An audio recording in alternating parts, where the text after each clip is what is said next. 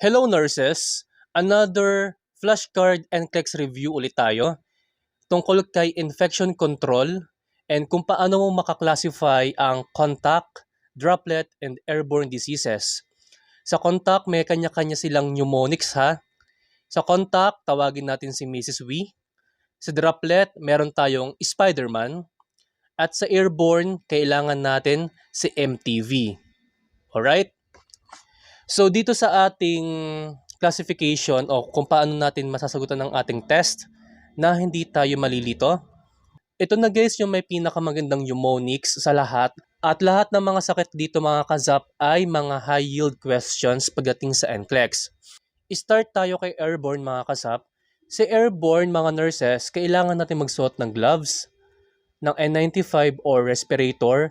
Tandaan nyo lang mga kasap ang logo ng MTV.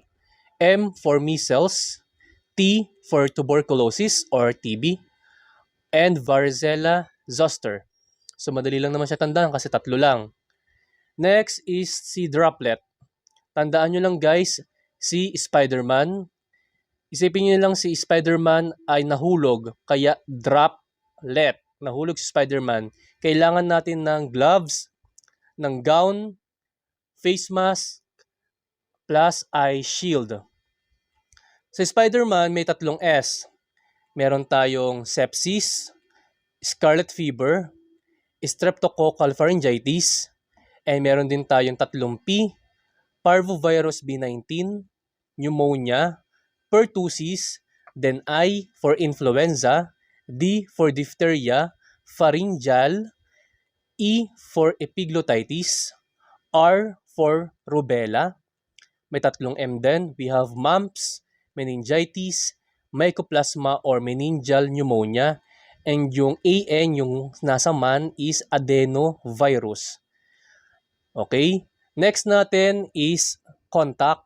Tandaan nyo, si contact, kontakin nyo si Mrs. Wee. Mrs. Wee yung misis ng umiihi. Mrs. Wee. Kailangan natin nurses ng gloves at ng gown. Pero pagdating kay Clostridium difficile, kailangan din natin ng water plus soap. Okay? M for multi-drug resistant organism. R for respiratory infection. S for infections, skin infections like varicella zoster, cutaneous diphtheria, herpes simplex, impetigo, pediculosis, and scabies. So yan yung mga examples ng skin infections. So si varicella zoster ay contact siya at airborne din. Alright? Next is W, wound infection. Next is E, enteric infection like Clostridium difficile. The next natin is I, infection like conjunctivitis. Alright? May note tayo dito mga kasap.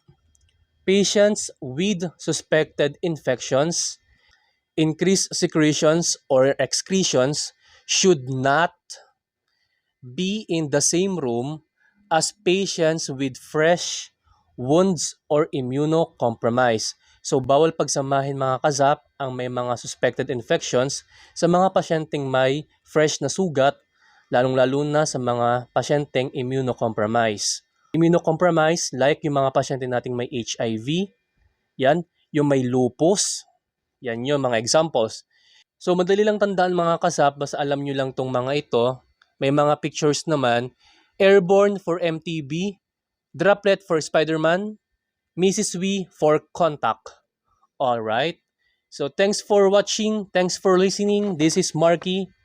Sana lahat tayo makapasa, nurses. See you. Thanks. Subscribe for more.